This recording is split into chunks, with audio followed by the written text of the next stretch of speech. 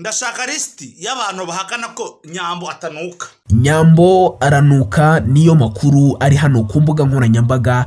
Nta kindi kintu kiri kuvugwa usibye ko Nyambo nganuka. Ese ninde wagambaniye Nyambo kugera kuri uru rwego? Ese niki cyaba cyaratumye Nyambo agera ku rwego ajya no kuri set agiye gushutinga filime ye akora mu buzima bwe bwa buri munsi bikarangira asutse amarira gukora filime bikamunanira ngo kubera ko abantu bamusize urubwa ruvuga ko anuka? Ese byagenze bite?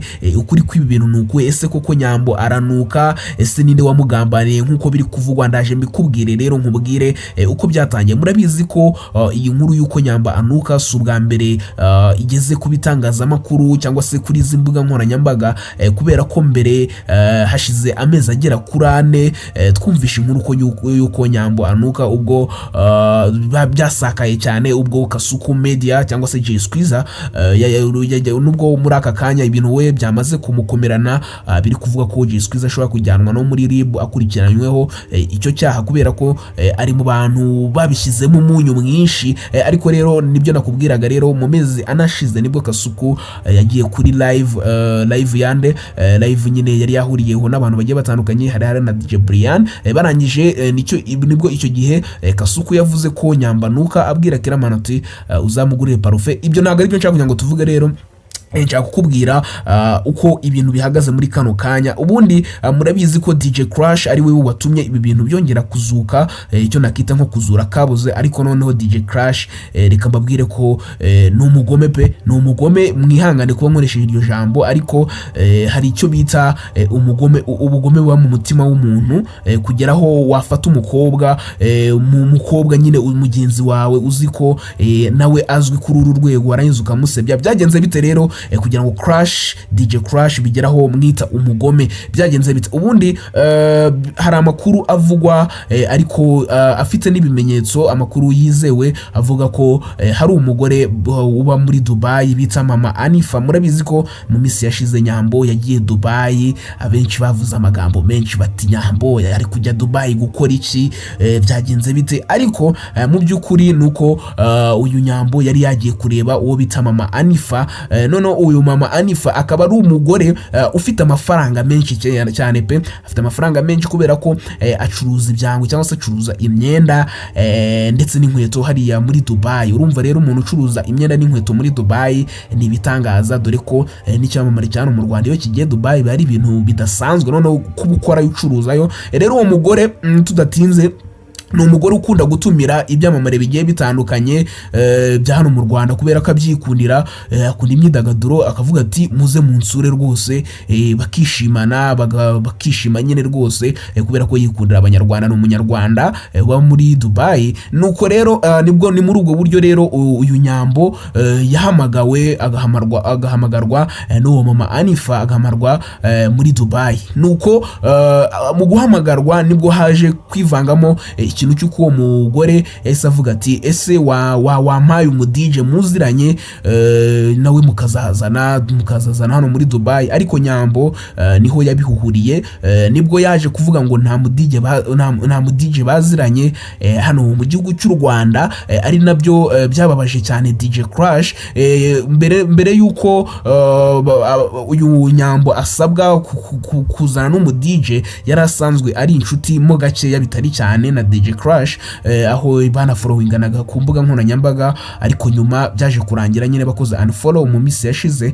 Nuko rero muri ubwo buryo rero nibwo Nyambo yahise yerekeza hariya muri Dubai. Akigera Dubai amakuru nibwo yatangiye kumenyekana, abantu bavuga ngo Nyambo yagiye asize DJ Crash kandi ari inshuti yagakwiye kuba yamujyanye. Nuko nyuma nibwo uwo bita DJ Crash ngo yaje gusaba ikiganiro, agisaba Irene, dore ko DJ Crash yari kuvuga mu bintu byinshi, avugwa mu nkuru y'umukinnyi w'umupira w'amaguru hano mu gihugu cy'u Rwanda Byiringiro Lag.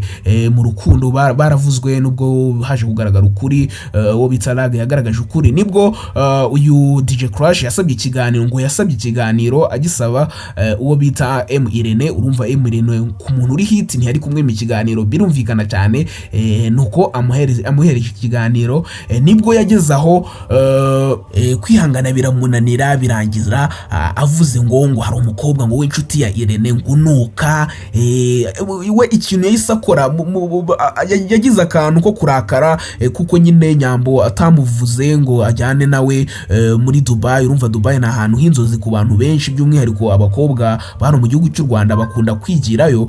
Nibwo rero yahise avuga ati hari umukobwa w'inshuti yawe ngo Anuka, yahise yubakira ku byo Kasuku media wa mipangu Jay Squeezer yari yaravuze. Nuko rero nibwo ibintu byahise bigera kuri uru rwego nawe uri kubibonaho. Gusa ndagira ngo umusengere umuntu bita Nyambo, niba ukunda Nyambo rwose wibuke kumusengera kubera ko ari guca mu buzima butoroshye. Buriya umukobwa buriya niba ari ikintu cya mbere cyamubabaza nukumva ngo muri rubanda noneho umuntu w'icyamamare gutya nka Nyambo bafite hit yo ku rwego rwo hejuru kumva ngo aranuka ni ikintu kitari cyiza. Buriya nuko utari we nibwo wakumva gahinda ko mu mutima afite kuba scrolling down ku mbuga nkoranyambaga aho kumuvuga ibyiza akavugwa inkuru mbi. Gusa nyuma y'ibyo ngibyo nibwo twagiye tubona amakuru y'abantu bamuzi bagiye batandukanye bavuga uburyo ki atanuka, dore nk'uwo bakundanye cyangwa se nubwo biyitaga ba best ariko n'uwo bakundanye. Niyo makuru dukura ahantu nyine niko bimeze, ntago bara ba best bariya barakundanye. Rero uwo bakundanye Titi Brown nawe ubwe yaravuze ati Nyambo niba ari umuntu wa mbere uhumura kuri iyi si y'abazima ni Nyambo Jessica, niwe muntu uhumura rwose ngahumura nk'amata. Akomeza mutakagiza cyane ndetse n'abandi ba Kiramani we byaramubabaje cyane buriya kubona umukobwa bisa naho ari wowe wamuzamuye mwakoranye kuva kera, kubona career ye iri kuzamo abantu bashaka kumuzimya ni ibintu bidashimishije habe na gato, ni ibintu byakubabaza, ni inkuru itari nziza niko nabivuga. Rero muri kano kanya nagiraga ngo nkubwire ngo uwo bita Nyambo niba umukunda umusengere rwose, abantu bareke kumuharabika. Ikindi kandi wamenya n'ikintu nabwira DJ Crush, ntago ari byiza rwose gufata umukobwa mugenzi wawe ugashaka kumushyira hasi mupfa ibintu by'amafuti. Buriya ni ibintu byabaye nko kuri Knowless kuva kera, nawe hari ibintu by'amabayo bijya gusa n'ibingibi ubwo bavuga ngo arwaye sida, bavuze ko arwaye sida. Urumva ni inkuru yakomeje kumugaruka n'aka kanya hari abantu bavuga ko yarwaye sida. Urumva ni ibintu bitari byiza nabyo byabaye kuri Nyambo ukina filime. Gusa icyiza nuko yagarutse mu murongo ari gukora filime neza cyane ku bakunzi be.